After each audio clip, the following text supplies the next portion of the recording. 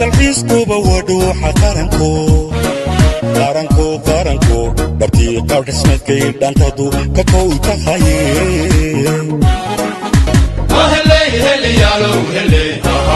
waxaanu joognaa dooxa loo yaqaano biyo guure oo dhinaca bari kaga aadan magaalada Berbera marka xaggan hore loo socdana waxa la gelayaa biyo kulule oo biyaha dabiiciga ee buuraha iga dambeeya ka soo dhaca biyahaas oo sanadkoo dhan aan gurin dad fara badan baa goobtan u yimaada in caafimaad ay ka helaan maadaama la rumaysan yahay in biyaha buuraha ka soo dhaca ee dabiiciga ee kulul ama diirani ay ka dawan yihiin xanuuno fara badan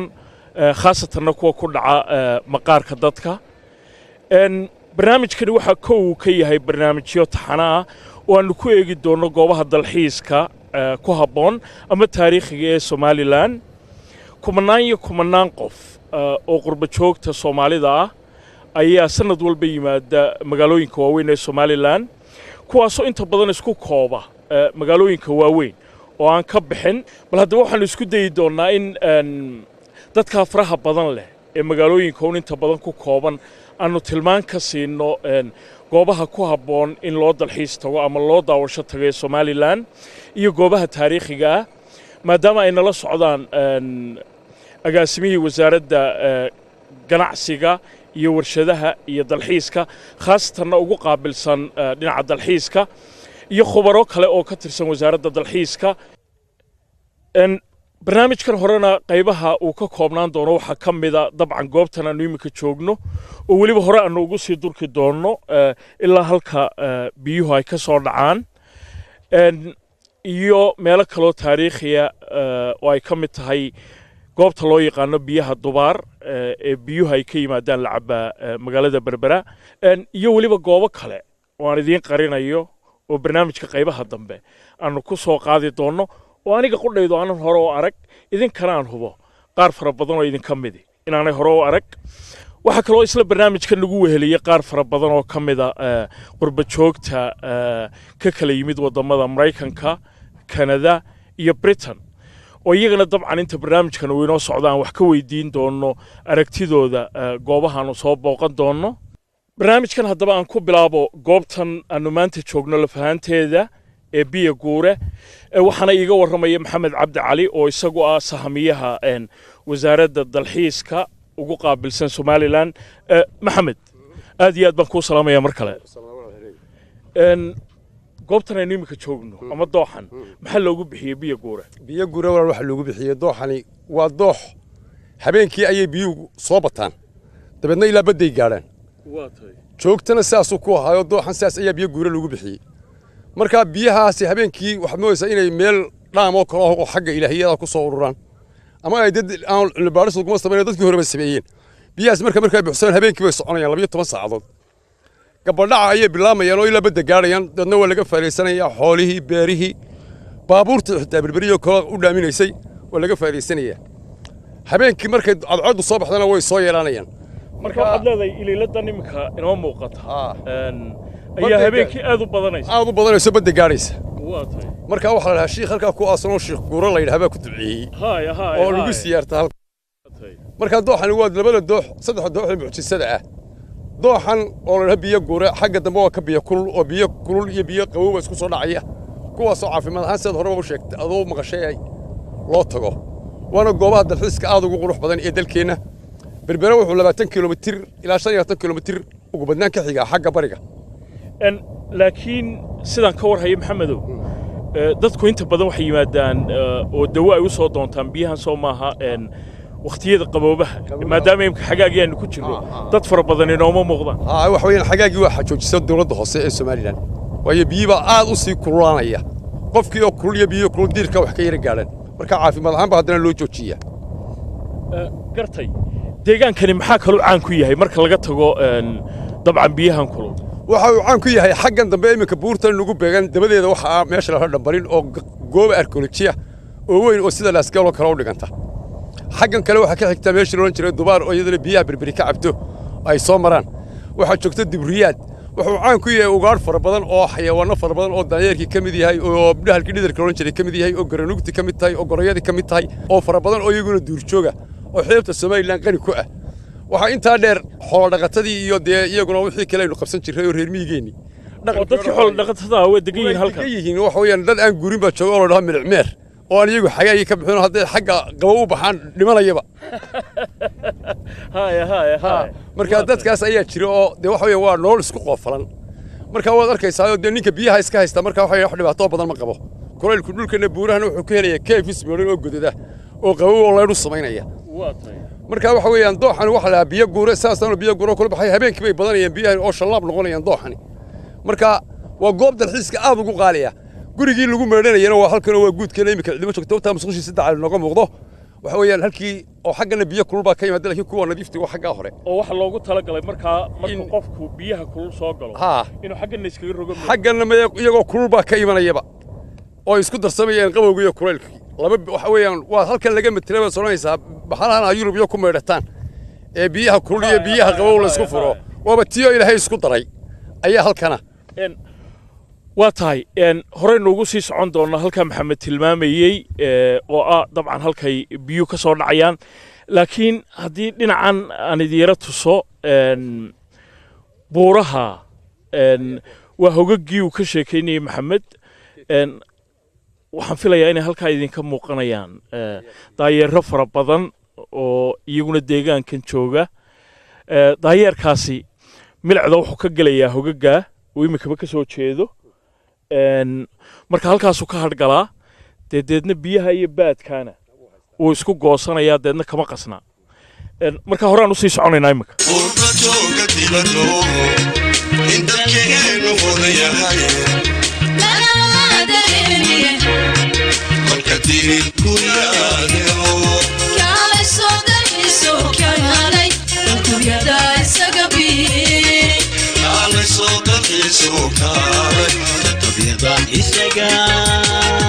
markii aan soo gaarnay halka biyo ay ka soo dhacaan ayaa markiiba mid ka mida gawaadhidii aanu wadanay uu dooxii galay iminka waxaa khasab noqonaysa in la riixo si gaadhiga meesha laga saaro weliba gaadhiga waxaa wata nin ka mida raggii maanta garwadeenka noo ahaa waxa weeyaan maareeyaha sharikadda loo yaqaano dalxiis.com oo iyagu ka shaqeeya sida magacooduba uu tilmaamayo dalxiiska oo dadka geeya meelaha daawashada iyo dalxiiska ku fiican marka Mukhtaar iyo sheekadiisu hadhow bay inoo dambeynaysaa boorta gaadhiga aan gacanta yara saaro soco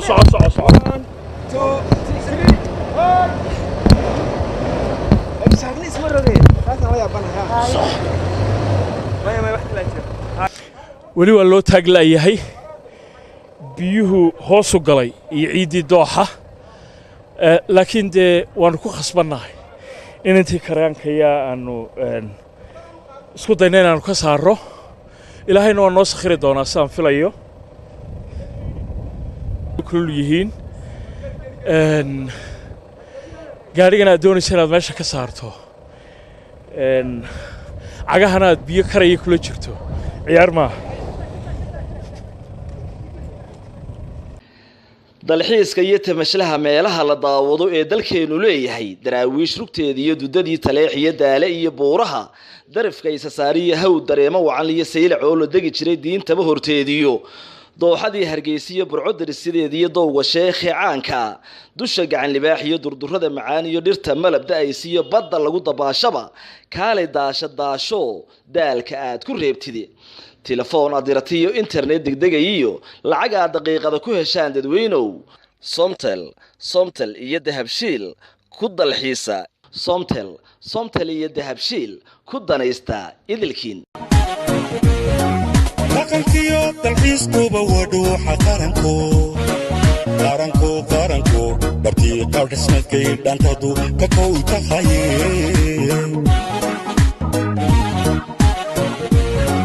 dhaqankiyo dalxiiskuba waa dhuuxa qaranko dhabtii bartii qaab dhismeedkay dhantadu ka kow tahaye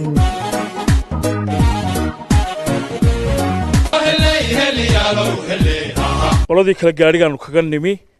oo weli ay ka qodayaan dooxii uu galay maxamed cabdi cali baanu wada soconnaa waxaanu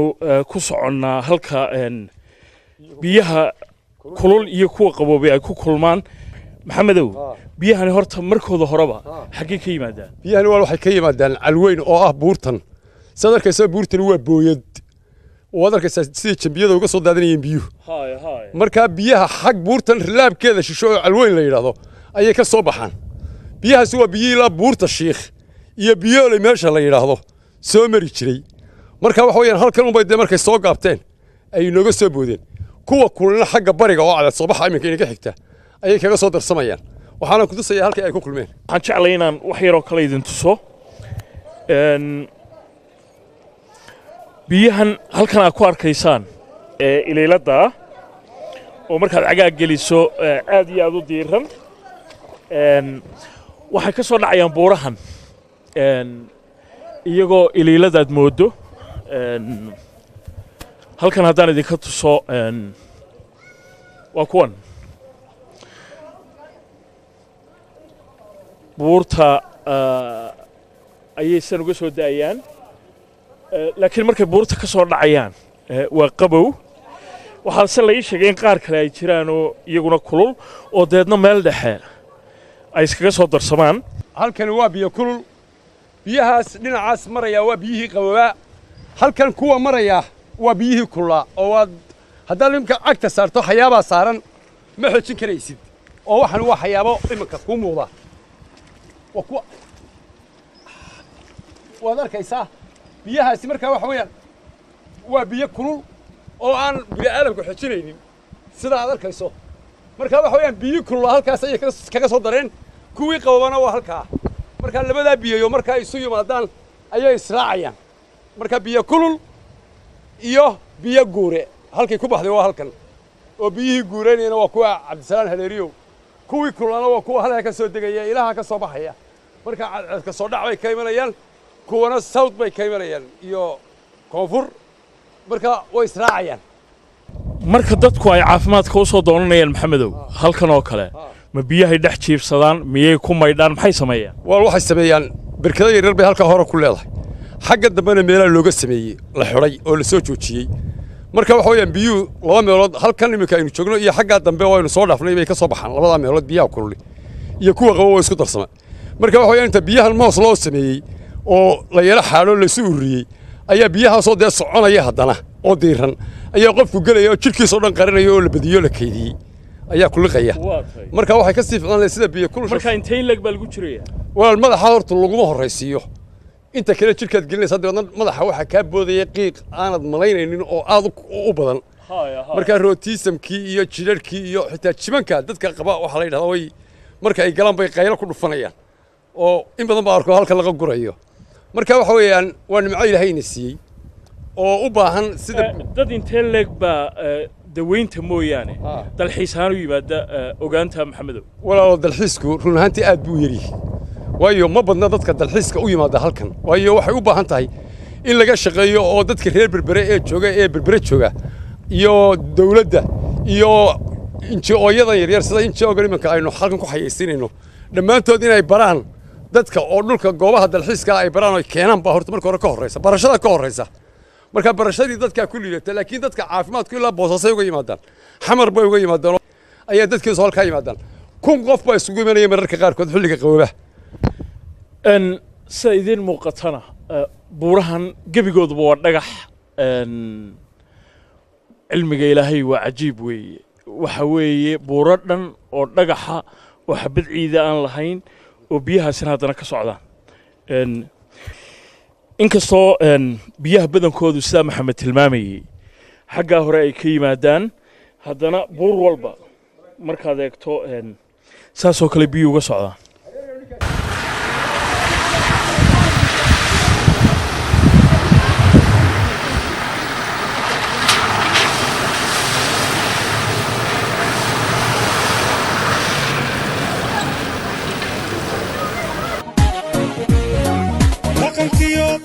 dalxiiskuba wadhuuxa qaranko dhabtii qaab dhismeedkay dhantadu ka kow tahaye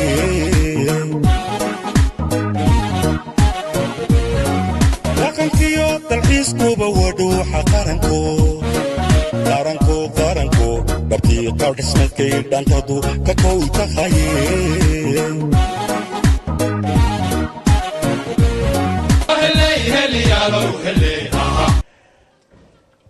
biyahan buurta ka soo daadanayaan ku yara qabowsanay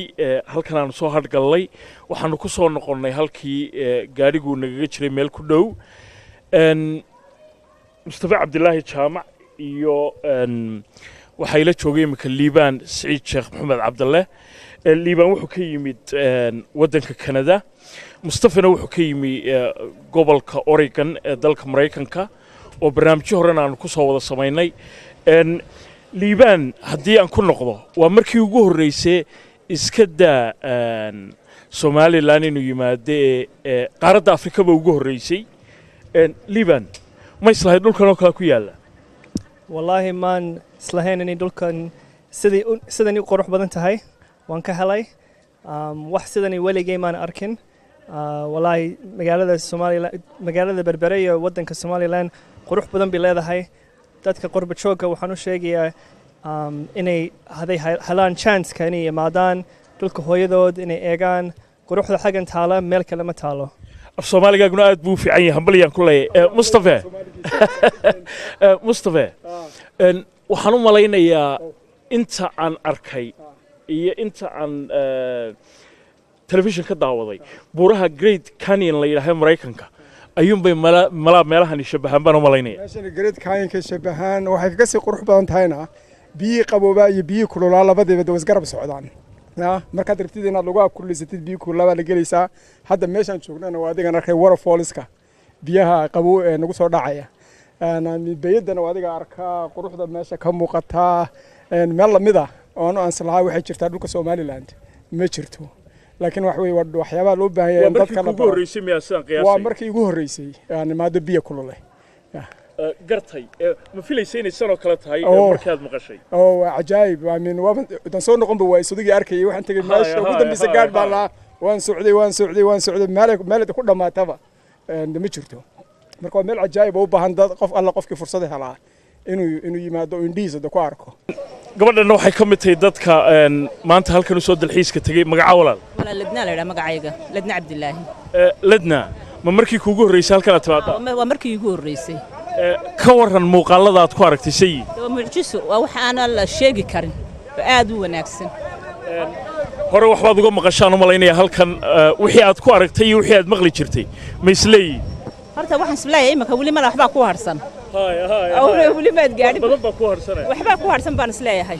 waxaan ka imid magaalada Cardiff baa degan Cardiff baan deganahay gartay fasax baad u timi miya xagaaga holiday baan u nimid gartay meelaha kale soo booqatay intii halkan aad joogtay aad waxaan soo booqday Djibouti waan soo booqday Djibouti aad soo martay gartay marka meelaha kale qorshaha kuugu jiray iyaguna inaad soo booqato in kasta oo qorshahaygu badan yahay in kasta oo waqtiguna iska gaaban yahay haddana intii Ilaahay noo qoraan u mari gartay marka in kasta oo gawaaridu ay naga yara galeen oo dhibaato kale aynaan arag bal hadda ka waran dadkaan halkan iman ma kula talin laydin ay yimaadaan xoog si fiican in la arko way wanaagsan tahay waan aad iyo aad baad u mahadsantahay ladna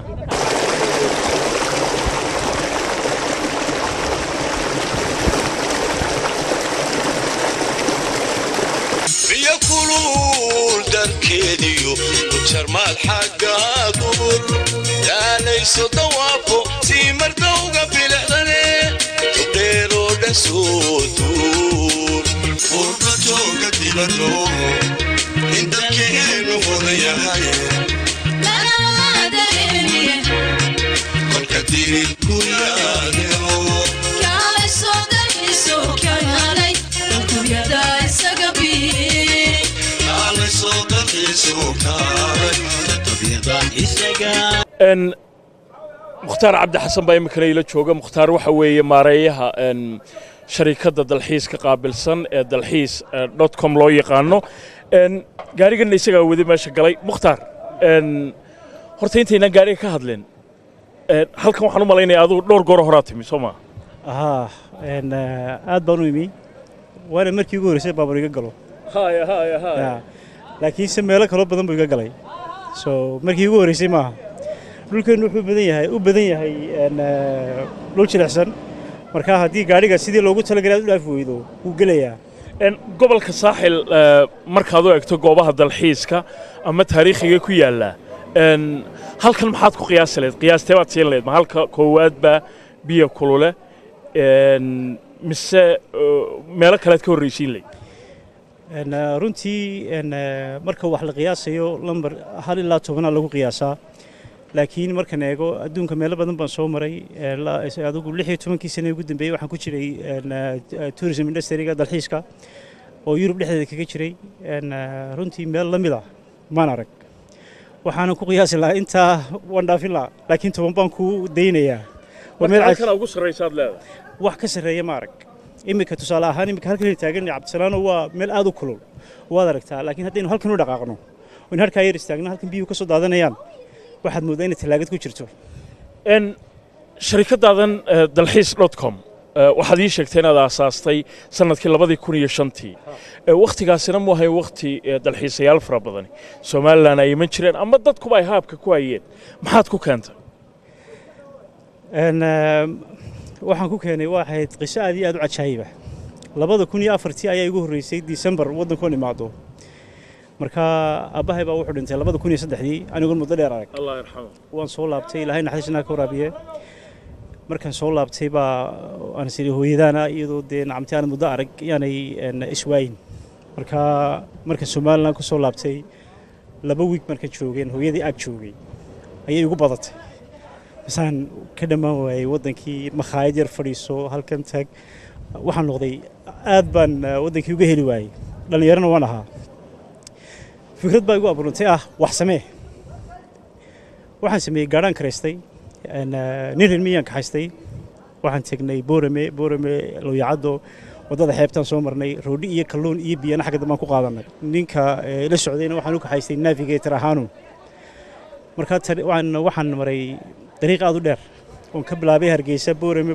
Looyacado wadada xeebtan soo maray Berbera burco duruqsi xagaasan ka soo galay wadada weyn ee Itixaadka Itoobiya martay Rasiif la yiraahdo magaceeda baan laaway ayaan soo maray Hargeysa dusha ka soo galay 2005 January baan ku laabtay halkii aan deganaa Netherlands ahayd muddadaas marka waxaan registeray domain-ka la yiraahdo dalxiis.com marka fikradu halkaas ka timi iminkana way ka sii balaaratay waa tahay sida u socotaa bay kula tahay markaa iminka aan ku dhameeyay horta shirkadda kaliya ma lihi shirkad Netherlands ayaa ku leh 15% waa 15% oo xagga technology-ga ka dambaysa oo headquarter-keedu horan yahay marka waxa laga sameystaa imika online booking-ka xagga hoteelada adduunka oo dhan iyo daarada adduunka oo dhanba oo nagu talagalay waliba dadkeena maadaama ay badan yihiin online booking system-ka tikidhada laga goostaa dadkeenan Soomaali ahaan ugu talagalay si nacamti ay u helaan reliable booking site adeeg la isku halayn karo annagoo uga dhignay waliba maxaan ku raahday isu soo barbar dhignay qiimayaasha ugu jaban shirkadaha ugu caansan adduunka marka mar walba qiimaha ugu jaban baa ugu sareeya way marka qofkii halka yimaado maxaa kale la qabataan halkan waxaan ka bilownay service inaan dadka soo daawasino goobaha lagu dalxiiso marka dadku way nala soo xiriiraan waxaan u arrange karaynaa waxaan u sameynaa package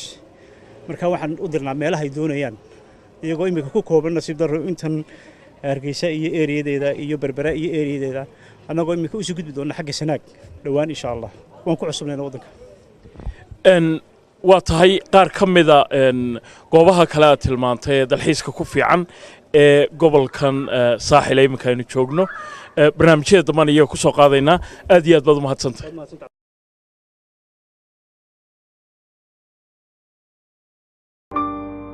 وأنا شايف تيجيني بوحية شروطي. لما أنت واحد دور يا قوس ذي كارك عينس تكافؤ. ها وروت هذا الوادي شل النويم ما قاعد محوها فحص. أحسن بقصد بالله. ها وين هي هذا الفون كذي؟ أحسن واحد يلبس كارك واكن. إن شاء الله تعالى. هذا هو ما هتصنت.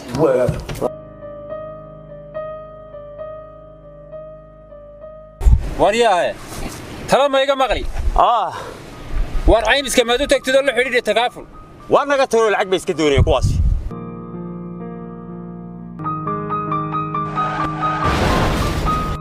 halo arso caymiskii ma takaaful waa takaaful war baabuur duulaya baa igu soo duway oo gaadhiga igu duqeeyay degdeg kala yeega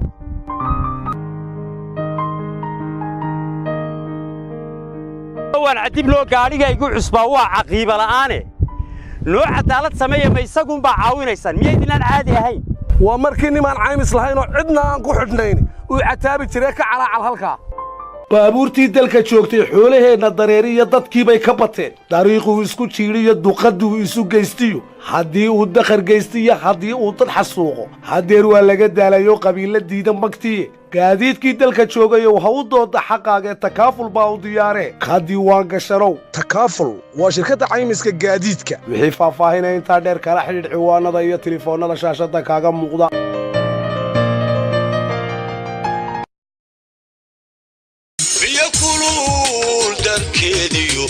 jarmaad xagga dubur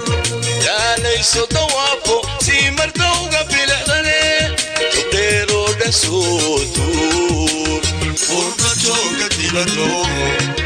in dalkeenu hodan yahay kolka dirid ku yaadeo kaalay soo dalxiiso kaalay dalkuryada isaga bii kaalay soo dalxiiso kaalay dalkuryada isaga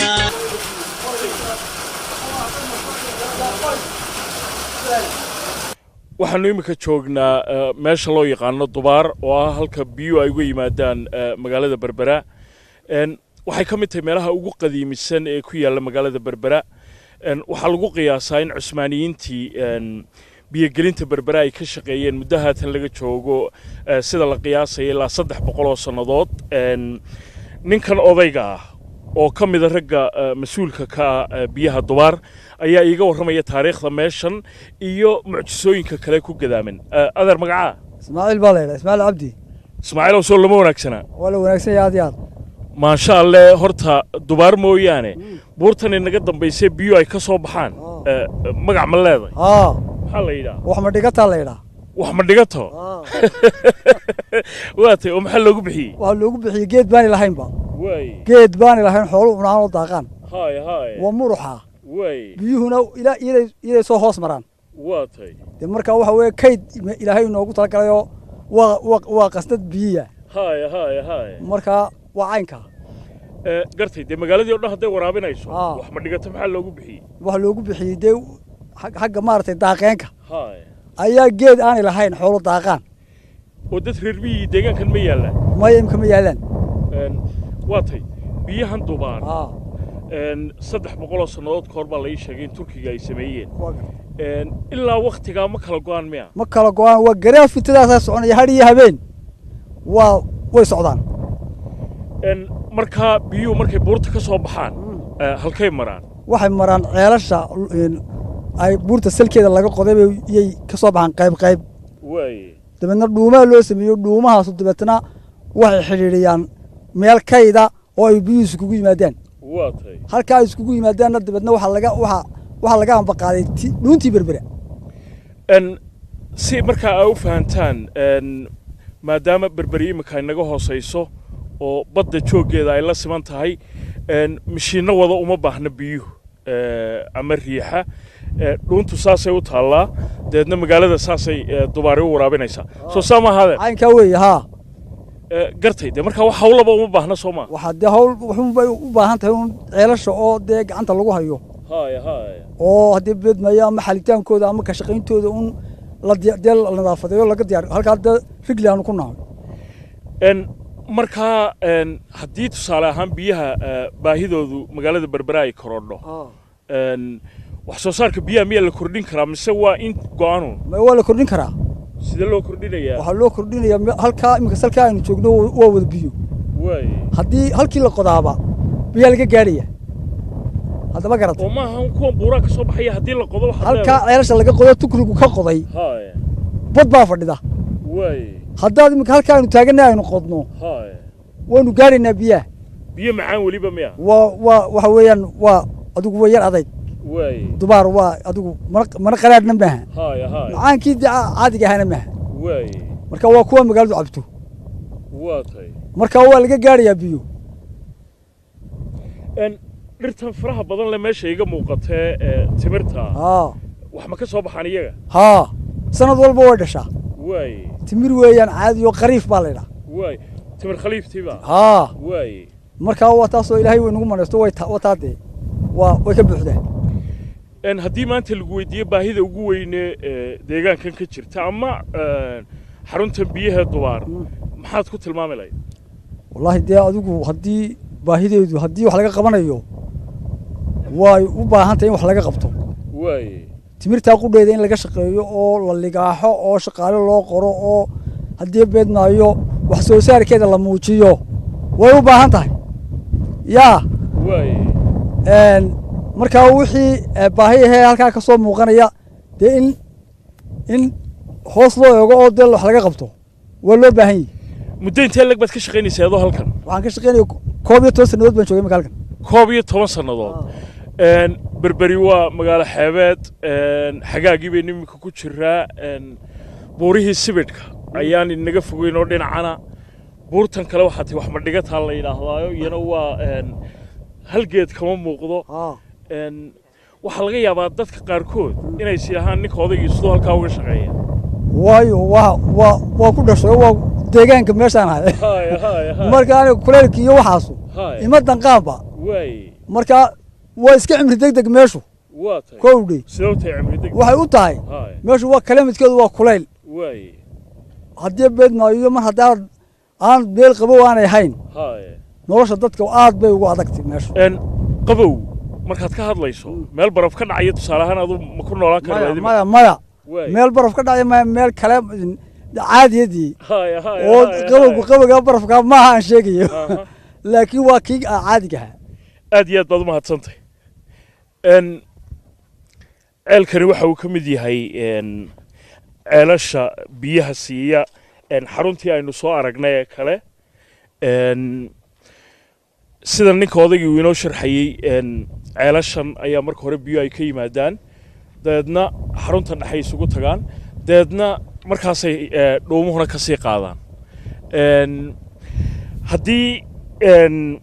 waddadii loo mari laabaa xidhan ee dhinacan kale aan idinka tuso buurtaa dusheeda waxaa laga yaabaa inaad ka arki kartaan qalcaddaas oo sida la ii sheegay ahayd meeshii ciidamada turkigu ay ka ilaalin jireen biyahan dubaar dhismaheedii weli wax badan baa ka taagan si fiican baana halkaa looga arki karaa waa goob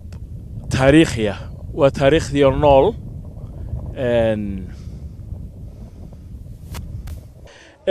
halkay inoo xigaysa barnaamijka dambe halkeebuu noqonaya waxaynu raacaynaa walaal doonni baynu raacaynaa waxaynu tegaynaa xeebta dabaasha quruxda badan leh raasiga intaas ayuu imika inoo harsan goobahaasi maxamed inoogu ballan qaaday oo dhan iyo weliba qaar kaloo aan idiin ogahay oo aan idiin qarinayo haddii aan la yidhaahdo barnaamijyada dambe ayaa kaga bogan doontaan waa cabdisalaan hereri oo idinka nabadgeliyeynaya deegaanka biyo kulule iyo dooxa biyo guure ee gobolka saaxil intaynu dib u kulmayno dhammaantiin nabadgelyo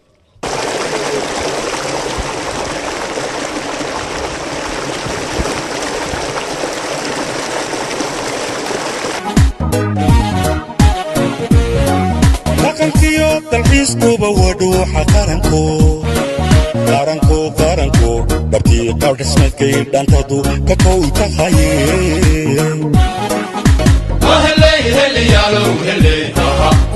dhanka kale hiduhu waa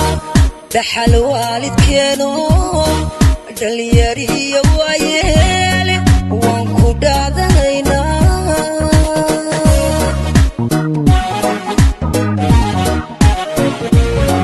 dhanka kale hiduhu waa dhaxal waalidkeeno dhalinyarihiyo waayeele